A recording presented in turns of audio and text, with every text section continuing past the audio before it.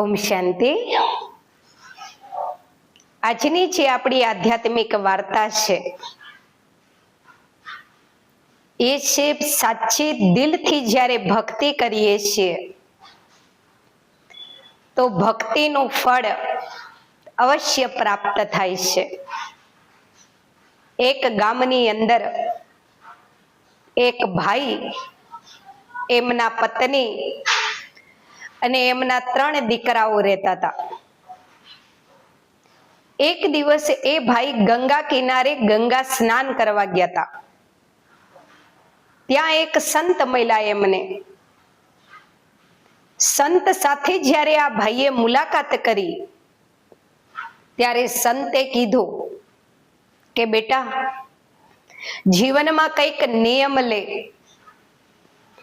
જે નિયમના કારણે ઈશ્વરની કૃપા તારી ઉપર થાય. પણ યાદ રાખ બેટા, જે નિયમ લે એ નિયમ ઉપર હંમેશા અડગ રહે છે. પેલો ભાઈએ વિચાર્યું કે શું નિયમ લઉં. પછી એને એક નિયમ લીધો કે ગુરુજી, હું રોજ મારા ઘરેથી ગંગા કિનારે સ્નાન કરવા આવીશ. ગંગા કિનારે સ્નાન કરીને ઘરે જઈને પૂજા કરીને ત્યારબાદ બીજું કોઈ કાર્ય કરીશ. આ નિયમ લઉં છું. ગુરુજી કે છે ભલે બેટા, પણ એ નિયમ ઉપર તું અડગ રહે છે. ભાઈ કે છે ભલે. પતિ પત્ની બાળકો સુખેથી રહેતા હતા. રોજ સવાર પડે એટલે એ ભાઈ ગંગામાં સ્નાન કરવા જાય. ગંગા સ્નાન કરી અને ત્યારબાદ પૂજા પાઠ કરીને પોતાના ધંધે જાય. કરતા કરતા 3 દીકરાઓ મોટા થયા. 3ના લગ્ન કર્યા. 3 અલગ અલગ પરિવાર વસાઈને સેટ થઈ ગયા. ભાઈની એ ઉંમર થઈ, એમના પત્નીની એ ઉંમર થઈ. હવે જ્યાં સુધી જવાની હતી ત્યાં સુધી 3 કિલોમીટર ચાલીને ગંગા સ્નાન કરવા જવું સહેલું લાગતું હતું. પણ જેમ જેમ ઉંમર થઈ અને ચાલીને હવે જે ગંગા કિનારે ગંગા સ્નાન કરવા જવું પડતું હતું એ ભાઈને થોડું અઘરું લાગતું હતું. પણ ગુરુજીએ કીધું હતું કે કોઈ પણ નિયમ લે એમાં અડગ રહે છે, ઈશ્વરની કૃપા થશે તારી ઉપર. એ ભાઈ રોજ થોડી તકલીફ પડે તોય ગંગા ઘાટ સ્નાન કરવા જાય. એમ કરતા કરતા વર્ષો વીતી ગયા. પત્ની બીમાર પડ્યા. થોડા સમયમાં પત્નીએ દેહ છોડી દીધો. હવે એ ભાઈ એકલા રહ્યા, કારણ કે દીકરા વહુઓ બધા અલગ અલગ રહેતા હતા ને. એટલે એ ભાઈ બિચારા વૃદ્ધ એકલા રહેતા હતા. સવારમાં ગંગા સ્નાન કરવા જતા હતા અને થોડું ચાલ્યા ને રસ્તામાં જતા જતા જ પડી ગયા. ગામ લોકો ઉંચકીને દાદાને લાયા ઘરે અને પાડોશી બધા કહેવા લાગ્યા કે હવે તમારી ઉંમર થઈ, આટલું બધું ચાલીને તમે ગંગા ઘાટ સ્નાન કરવા ન જઈ શકો, હવે ઘરે જ ભગવાનનું નામ લો. તો દાદાએ મનમાં વિચાર્યું કે વર્ષોથી 40 વર્ષથી મારો નિયમ છે ગંગા ઘાટ સ્નાન કરવા જવું, તો 40 વર્ષના નિયમને કેવી રીતે તોડું. એટલે દાદાએ વિચાર્યું કે 3 દીકરાઓ ને 3 દીકરાઓની વહુઓ છે. દીકરાઓ તો ધંધે જાય છે પણ વહુઓ તો ઘરે જ છે. જો એકાદી વહુ ગંગા કિનારેથી પાણી લાવી દે અને એ પાણીથી હું સ્નાન કરું તોય મારો નિયમ અખંડ રહે. એટલે દાદા સૌથી પહેલા એમના મોટા દીકરાના પત્ની પાસે ગયા. જઈને મોટા દીકરાની પત્નીને કહે છે, બેટા એક સેવા કરશો? મોટા દીકરાની પત્ની કહે છે, હા હા બાપુજી, બોલો બોલો, શું સેવા છે? ખાટલો ઢારી દીધો. દાદાને બેસાડ્યા. દાદાએ કીધું, બેટા 40 વર્ષથી મારો નિયમ છે ગંગાના પાણીએ સ્નાન કરવાનું. પણ હવે હું ગંગા સુધી ચાલી શકે એમ નથી. તો તમે મને રોજ સવારે એક માટલું ગંગા કિનારેથી જો તમે મને પાણી લાવી દો તો હું એ પાણીથી સ્નાન કરું અને મારો નિયમ અખંડ રહે. પેલી મોટા દીકરાની જે પત્ની હતી એ કે છે, બાપુજી તમને ખબર તો છે વર્ષોથી મને કમરનો દુખાવો છે અને ગંગાનો ઘાટ તો અહીંયાથી કેટલો બધો દૂર છે, એટલે બધે દૂરથી હું માટલીમાં પાણી લઈને આવું તો મારી કમરનું તો શું થાય? મને કમરનો જો દુખાવો ન હોત ને તો હું તમારા માટે અવશ્ય ગંગા કિનારેથી પાણી લાવત, પણ મને કમર દુખે છે ને એટલે હું નહીં લાવી શકું. દાદા સમજી ગયા, નહીં લાવી દે. ત્યાંથી ઊભા થયા, બીજા નંબરના દીકરાની વહુ પાસે ગયા. ત્યાં જઈને કે છે, બેટા મારો વર્ષોથી નિયમ છે ગંગા ઘાટ સ્નાન કરવાનો, પણ હવે હું ચાલી શકે એમ નથી, પણ મારે મારો નિયમ તોડવો નથી. તો તમે નાનો એવો એક ઘડો જો ગંગા કિનારેથી ભરી લાવી દો તો એટલા પાણીથી હું સ્નાન કરી દઉં, તોય તે મારો એ નિયમ અખંડ રહે એવો મને સંતોષ રહે કે મેં ગંગાના પાણીથી સ્નાન કર્યું. તો આપ મને ગંગા કિનારેથી પાણી લાવી દેશો? બીજા દીકરાની જે વહુ હતી એ કે છે, બાપુજી મને તો કે છે એટલી બધી ડોકી દુખે છે, ખંભો દુખે છે, ઘરનું કામ નથી કરી શકતી, તો ગંગા કિનારેથી પાણીનો ઘડો તો કેવી રીતે ભરીને લાવી શકું? માફ કરજો દાદાજી, હું નહીં પાણી લાવી શકું.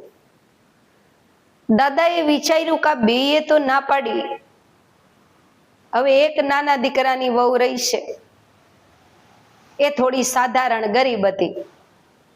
એનો પતિ બાર મજૂરીએ રહેતો, કરવા ગયો તો મજૂરી. દાદાને થયું કે લાઈને નાના દીકરાની વહુને વાત તો કરવા દે, કદાચ વરી લાઈ દે પાણી તો. દાદા ત્રીજા દીકરાની વહુ પાસે ગયા. જેવા દાદાએ ફળિયામાં પ્રવેશ કર્યો, દીકરાના વહુ તરત આવીને દાદાને પગે લાગ્યા, ખાટલો ઢારીને દાદાને બેસાડ્યા. દાદાને કીધું, દાદા કેમ આવવાનું થયું? મને બોલાવી લીધી હોત તો? દાદા કે છે, બેટા મારો વર્ષોથી નિયમ છે ગંગામાં સ્નાન કરવાનો, પણ હવે મારી જોડે ચાલવાની શક્તિ નહીં પગમાં, તો હું કેવી રીતે ગંગામાં સ્નાન કરવા જાઉં? તો બેટા જો તું ગંગા કિનારેથી એક ઘડો પાણીનો ભરી લાવી દે તો એટલા પાણીએ હું સ્નાન કરી લઉં અને મારો નિયમ અખંડ રહે. તો કે છે કે હા દાદાજી, હું ગંગા કિનારેથી ત્યાં પડખે રૂમમાં જાઉં, હું ગંગા કિનારેથી લાવીશ તમારા માટે પાણી. તો દાદાની ખુશી, દાદા ખુશ થયા. દાદાએ કીધું કે ધન્યવાદ બેટા, પણ તને તકલીફ નહીં પડે એટલે બધેથી પાણી લાવવામાં? દીકરાની વહુ કે છે કે દાદાજી તમે અમારા માટે આખી જિંદગી આટલું બધું કર્યું છે અને હું જાણું છું તમે વર્ષોથી ગંગા ઘાટ સ્નાન કરવા જાઓ છો, તો તમારો નિયમ તો અખંડ રહેવો જોઈએ ને. અને દાદાજી હવે તમારી ઉંમર થઈ, તમારે એકલા રહેવાની એ જરૂર નથી, અમારી સાથે રહો, મારી ભેગું રહો. તમારે અહીંયા જ જમવાનું, અહીંયા જ રહેવાનું, હું અહીંયા જ તમારા માટે પાણીની વ્યવસ્થા કરી દઈશ અને અહીંયા જ તમે પૂજા પાઠ કરજો. દાદા કહે છે ભલે. નાના દીકરાના વહુએ દાદાને ભેગા રાખ્યા. સવાર પડી એટલે ઘડો લઈ અને ગંગા કિનારે પાણી ભરી આવી. જેવી ભરીને લાવી દાદાને બેસાડી અને ગંગાનું પાણી આપ્યું સ્નાન કરવા. દાદાએ ગંગાનું પાણીથી સ્નાન કર્યું અને પછી તૈયાર થઈને પૂજાના રૂમમાં વયા ગયા પૂજા કરવા. દીકરાના વહુએ વિચાર્યું કે દાદાનું ધોતિયું લીલું છે, ધોઈને સાફ કરી અને સૂકવી દઉં. તો દાદાની જે ધોતી હતી એ ધોઈ સાફ કરી અને પછી જ્યારે સુકવતા પહેલા ઘસીને નીચોઈને સુકવવું એવું વિચાર્યું. તો જેવી નીચોઈ તો જેટલી બૂંદો છેલ્લે ધોતીમાંથી નીકળી એ મોતી બની ગઈ. પહેલા તો જેવા ચમકતા મોતી બની ગયા એનાથી એને નવાઈ લાગી કે છે કે ઓહો, ધોતીમાંથી જે પાણીની બૂંદ નીકળે છે એ તો મોતી બની જાય છે. બધા મોતી એકઠા કર્યા, ભગવાનની કૃપા હશે એવું સમજી અને એકઠા કરીને એક સંદૂકમાં મૂકી દીધા. બીજો દિવસ થયો. બીજા દિવસે ગંગા કિનારેથી પાણી લાવી દાદાને સ્નાન કરાયું. દાદા સ્નાન કરીને પૂજા કરવા ગયા. બીજા દિવસે દાદાની ધોતી ધોઈને એ બેન નીચોઈને સુકવવા જાય એ પહેલા છેલ્લે 2-5 જે બૂંદો રહી હતી એ બૂંદો જેવી ધોતીમાંથી પાણીના ટીપા ટપક્યા નીચે મોતી બની ગયા. બેનને એવું થયું કે લે, રોજ હું દાદાની ધોતી નીચવું હું અને રોજ અંદરથી મોતી બની જાય છે. લઈને બધા મોતી સમેટી અને સંદૂકમાં મૂકી દીધા. મહિનો થયો. દાદા બેઠા બેઠા કે છે, બેટા તારા સાસુની તિથિ આવે છે અને મને એવું થયું કે તારા સાસુની તિથિ પાછળ આપણે કંઈક ધાર્મિક કાર્ય કરીએ તો સારું. દીકરાની વહુ કે છે, પિતાજી તમારી શું ઈચ્છા છે બોલો, તમારી જે ઈચ્છા હશે ને આપણે કરીશું. તો કે પણ બેટા પૈસા? તે કે પૈસા છે મારી પાસે. તે કે બેટા મારી ઈચ્છા તો બ્રાહ્મણોને જમાડવાની, કથા કરવાની, દાન કરવાની છે. દીકરાની વહુ કે છે, દાદાજી ચિંતા ન કરો, બધું જ આપણે કરીશું, છે મારી પાસે ધન. કઈ અને દીકરાના વહુ સંદૂકમાંથી 4-5 મોતી નીકાળ્યા અને લઈને બજારમાં ગયા.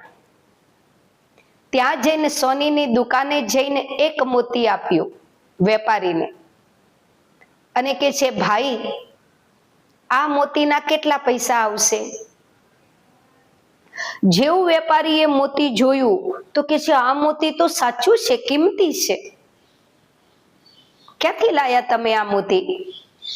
પેલા બેન કે છે કે એવું તો છોડો તમે ક્યાંથી લાવી, પણ તમે આ મોતીની મને કેટલી કિંમત આપશો? વેપારીએ સારી એવી કિંમત બતાવી. એ બેને વેપારીને 4 મોતી આપ્યા. રિટર્નમાં ધન લીધું, સીધું ખરીદ્યું, ઘરે આવી બ્રાહ્મણોને આમંત્રણ આપી આવ્યા, મોટા ભાઈ ભાભીઓને આમંત્રણ આપ્યું અને સાસુની તિથિ ખૂબ સારી રીતે ઉજવી. ખૂબ સારો પ્રસંગ કર્યો. જેવા બ્રાહ્મણો જમી રહ્યા એટલે દરેક બ્રાહ્મણને એક મોતી દાનમાં આપ્યું. હવે દાદાની ઉંમર થઈ ગઈ હતી એટલે દાદાને આંખેથી નતું બતાવતું કે આ મોતી સાચું હે કે કિંમતી હે કે ક્યાંથી લાવી. પણ બ્રાહ્મણો હાથમાં મોતી ચમકતું જોઈને ખુશ થઈ ગયા કે છે, આવી દક્ષિણા તો આપણને ક્યારેય કોઈએ નથી આપી. જેવી દક્ષિણા આજે આપણને આ દાદાના નાના દીકરાના ત્યાં મળી. કરીને ખુશ થઈને બધા બ્રાહ્મણો ગયા અને આખા ગામમાં વાત ફેલાઈ ગઈ.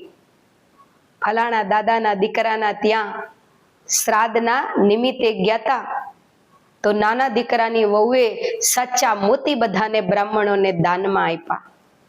આ વાત 2 જેઠાણીઓ જોડે પહોંચી. 2 જેઠાણીઓ આવીને કહે છે કે તારી જોડે સાચા મોતી ક્યાંથી આયા? દેરાણી સંદૂક ખોલીને મોતી બતાવે છે. આખી સંદૂક ભરીને મોતી હતા. એ કે છે, આટલા બધા મોતી તું ક્યાંથી લાવી? ત્યારે દેરાણી કહે છે કે રોજ હું ગંગા કિનારેથી એક ઘડો ભરીને લાવું છું, દાદાને સ્નાન કરાવું છું અને દાદા સ્નાન કરીને જ્યારે પૂજા કરવા જાય ત્યારે એમની ધોતી હું ધોઈને નીચોઈને જ્યારે સૂકવું છું તો છેલ્લી જે બૂંદ પડે છે એ મોતી થઈ જાય છે. એટલે મેં લઈને બધા મોતી એકઠા કર્યા અને વિચાર્યું કે કોઈ સારા કાર્યમાં જરૂર પડે તો વાપરીશું. તો સાસુમાની તિથિ હતી એટલે એમના નિમિત્તે એ ધન મેં વાપર્યું. બે જેઠાણી આપસમાં વાતો કરવા લાગી કે તો દાદાને આપણે લઈ જઈએ, આપણે ગંગા કિનારેથી પાણી લાવીશું ને સ્નાન કરાવીશું. મોટી જેઠાણી કે હું મોટી હું તો હું પેલી લઈ જાઉં. બીજા નંબરની કે છે કે નહીં નહીં, તમને તો કમરમાં દુખતું હતું ને, હું લઈ જઈશ પેલી દાદાને. કરીને બે ચડાચડી કરવા લાગ્યા. થોડી વાર પછી બેયે સમાધાન કર્યું, સારું સારું 15 દી તમે લઈ જાઓ મોટીને કે છે, 15 દી પછી દાદાને હું લઈ જઈશ. કરીને નાનીને કે છે કે દાદા કઈ કાયમ તારા ત્યાં જ નહીં રે, બધાયના દાદા છે, અમે લઈ જઈશું દાદાને. કાલે તું ન જતી ગંગા કિનારે પાણી લેવા, મોટી કહે, કાલે હું જઈશ ગંગા કિનારે પાણી લેવા ને દાદા મારા ત્યાં સ્નાન કરશે. નાની બચારી સમજો ડાઈ શાંત હતી. એ કે છે ભલે ભાભી જેમ તમે કહો એમ. એ સમજી ગઈ હતી કે લાલચના કારણે લઈ જાય છે, પણ એને કોઈ ફરક ન પડ્યો. બીજે દિવસે મોટી વહુ દાદાને એમના ઘરે લઈ ગઈ. ગંગા કિનારેથી ઘડો ભરીને લાવી. વળતા વિચારતી હતી કે દાદાને સ્નાન કરાવીશ, એમની ધોતીમાંથી કેટલી બુંદો ટપકશે, બધા સોનાના મોતી બની જશે, સાચા મોતી. હું તો ધીરે ધીરે ધનવાન બની જઈશ. લાઈ પાણી, દાદાને સ્નાન કરાયું. દાદા તો સ્નાન કરીને પૂજાના રૂમમાં વયા ગયા ભગવાનની પૂજા કરવા. પેલી મોટી વહુએ વિચાર્યું કે ધોતી ધોઈ અને અંદર પાણી નીચોવતી વેરાએ ઝાઝું રાખવું છે, જેથી ઝાઝું પાણી રાખવું તો ઝાઝા પાણી ટપકે તો ઝાઝી મોતી બને. ઝાઝું પાણી અંદર ધોતી ધોઈને રાખ્યું, નીચે તાસ મૂકી દીધો, અંદર મોતી પડે ને એટલે. અને જેવું ધોતીને નીચોઈ તો કાદવ કાદવ અંદરથી નીકળવા લાગ્યું અને પોતાના હાથ કાદવ કાદવ વાળા થઈ ગયા. એને વિચાર્યું કે આ શું? નાની વહુ તો એવું કહેતી હતી કે હું ધોતી નીચવું તો અંદરથી મોતી પડે છે, અને મેં તો ધોતી નીચવી તો અંદર કાદવ હતો નહીં, તો ક્યાંથી આવ્યો? કરીને બીજા નંબરની ને વાત કરે. બીજા નંબરની કહે કે કદાચ આપણા ઘરે મોતી નહીં નીકળે, એક કામ કર, દાદાને હે ને એના ઘરે જ જવા દે, એના ઘરે જ ગંગા સ્નાન કરવા દે. એ તો આપણે મોતી જ જોતા હે ને, કોઈ બી રીતે આપણે તો મોતી લઈ લેશું. કરીને દાદાને તો હતા એમના પાહા મોકલી દીધા નાના દીકરાને ત્યાં. નાના દીકરાની વહુએ પાછા પ્યારથી દાદાને રાખ્યા. ગંગા કિનારેથી પાણી લાવી સ્નાન કરાયું, રોજનો નિયમ ચાલુ થઈ ગયો. 2 દિવસ ગયા એટલે બે જેઠાણીઓએ વિચાર્યું કે આપણે એની મોતી ભરેલી સંદૂક જ ચોરી લેશું. આપણે કોઈ ગંગા કિનારે પાણી ભરવું નહીં, ડોહાને સ્નાન કરાવું પછી મોતી મળે એવી કોઈ ગધા મજૂરી કરવી નહીં. આપણે તો સંદૂક જ સીધી લઈ આવશું એની. આપણને ખબર પડી ગઈ છે કે મોતી એને સીમા ભર્યા છે, મોતી લાઈને વેચી મારીશું અને એમાં જે પૈસા આવે એમાં આપણા બેનો ભાગ. કે છે ભલે. નાની વહુ સૂતી હતી. દાદાને તો બચારાને બહુ બતાતું નતું, એ ફરિયામાં ખાટલો ઢારીને સૂતા હતા. સાનામાના 2 વહુઓ આવી અને પેલીની સંદૂક ઉઠાઈને લઈ ગઈ. સંદૂક ઉઠાઈને લઈ ગઈ અને ઘરે ગયા પછી 2 આપસમાં વાતો કરે છે કે દેખો આપણે વેપારીના ત્યાં જઈએ છીએ આ મોતી વેચવા, પણ આમાંથી જે ભાગ આવે એ ધનનો આપણે બેય અડધો અડધો ભાગ પાડવાનો. તો કે ભલે. સંદૂક લઈને વેપારીના ત્યાં ગયા, પેટી લઈને. ત્યાં જઈને વેપારીને કહે છે કે આ પેટીમાં સાચા મોતી ભરેલા છે, તમે અમને જણાવો કે આ મોતીની શું કિંમત છે. વેપારીએ પેટી ખોલી અંદરથી એક મોતી કાઢ્યું. તપાઈશું તો કે છે બેન આ કોઈ સાચા મોતી નથી, આ તો ખોટા મોતી છે. કોને કીધું તમને સાચા મોતી છે? આનું કશું ના આવે, લઈ જાઓ લઈ જાઓ. કરીને વેપારીએ તો ઉઠાયા દુકાનમાંથી. કે છે લઈ જાઓ બેન આ પેટીને ઉપડો. ખોટા મોતીને સાચા મોતી કહો છો? 2 જેઠાણી આપસમાં વિચારવા લાગી. એ તો 4 મોતીમાં કેટલું સીધું લઈ આવી હતી બ્રાહ્મણોને જમાડવા, અને એ જ મોતી આપણે વેપારીને બતાવીએ છીએ તો કે છે ખોટા છે. આ મોતી હવે કેવી રીતે પાછા લઈ જવા? પાછા લઈ જઈએ તોય દેરાણીને ખબર પડી જાય કે આપણે એને ઘરે ચોરી કરી. આ બાજુ દેરાણીએ જેવી ધોતી નીચોઈ, અંદરથી મોતી નીકળ્યા. મોતી એકઠા કરી અને જેવી એ સંદૂકમાં મૂકવા જાય છે તો જોયું કે સંદૂક તો ખાલી છે. એને વિચાર્યું કરે રે કોક લઈ ગયું બધા મોતી, ખબર નહીં ક્યારે ચોર આવ્યો હશે ને ચોરી કરી ગયો હશે. કાંઈ વાંધો નહીં, મારા નસીબમાં હશે તો મને ફરી મળી રહેશે. બીજે દી થયો, ફરી ગંગા કિનારેથી પાણી ભરીને આવી. બે દેરાણી જેઠાણીઓ દિવાલ પાછળ જોતી હતી. પેલા બેને દાદાને સ્નાન કરાયું. દાદા પૂજાના રૂમમાં ગયા. પેલા બેને ધોતીને સરસ ધોઈ નીચોઈ અને નીચોવતી વેરાએ નીચે જે લાસ્ટ ટીપા પડ્યા પાણીના એ મોતી થઈ ગયા. બે જેઠાણીએ પોતાની આંખે જોયું કે દેરાણી જ્યારે ધોતીને નીચવો છે તો અંદરથી મોતી બની જાય છે, અને આપણે જ્યારે નીચવીએ છીએ તો અંદરથી કાદવ નીકળો. વાસ્તવમાં દેરાણીની ભક્તિનું ફળ છે અને દાદાની ભક્તિનું ફળ છે. દેખો, વર્ષોથી દાદાનો નિયમ હતો ગંગા સ્નાન કરીને જ કોઈ કાર્ય કરવું. વૃદ્ધ થયા પછી એ નિયમ ટકી રહે એ માટે નાના દીકરાના વહુએ સાથ આપ્યો. તો નિયમ ટકી રહે એનો સાથ આપ્યો તો એનું ફળે એને સાચા મોતી મળ્યું. આ જે વાર્તા છે, આપણે કથાઓની અંદર આપણે આ વાર્તાઓ સાંભળીએ છીએ. શ્રાવણ મહિનામાં આપણને આ કથાઓ કરતા હોય છે અને કથાઓમાં આપણને સંતો વાર્તા કહેતા હોય છે. એમ ધોતી નીચેવી અને કોઈ સાચા મોતી ન નીકળે. પણ કહેવાનો મતલબ હોય છે કે ઈશ્વરને માનીએ છીએ, ભક્તિ કરીએ છીએ તો જીવનમાં જ્યારે કોઈ નિયમ લઈએ તો શ્રદ્ધાથી, વિશ્વાસથી અને અટલ નિશ્ચયથી એની ઉપર ટકી રહેવું પડે. જો આપણે કોઈ બી નિયમ જીવનમાં અપનાયો એની ઉપર જ્યારે ટકી રહીએ છીએ ત્યારે આજ નહીં તો કાલ એનું ફળ આપણને મળે છે અને આપણા પરિવારને મળે છે. કારણ કે પરિવારે આપણને સાથ આપે છે ને ઈશ્વરીય કાર્યમાં. જેમ નાના દીકરાના વહુએ સાથ આપ્યો દાદાને ઈશ્વરીય કાર્યમાં તો એનું ફળ મળ્યું એને. એમ સારા કર્મ કરીશું, નિસ્વાર્થ ભાવે કરીશું. દીકરાના વહુએ નિસ્વાર્થ ભાવે કર્યા એટલે મોતી મળ્યા, સ્વાર્થ વાળાને તો કાદવ મળ્યા.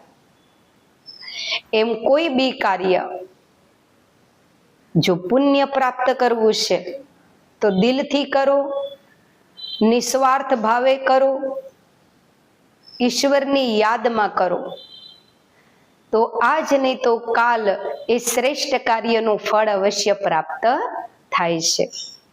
તો શ્રાવણ જેવો પવિત્ર માસ ચાલે છે તો જ્યારે મહાદેવ પૂજા માટે જાઓ ત્યારે આવતીકાલે કંઈક સારો નિયમ લો, કંઈક સારી પ્રતિજ્ઞા કરો જીવનની અંદર અને એ પ્રતિજ્ઞા ઉપર અડગ રહો. એ પ્રતિજ્ઞા ઉપર તમે જેટલા અડગ રહેશો એટલું ઈશ્વર તમને શ્રેષ્ઠ તે શ્રેષ્ઠ ફળ આપશે.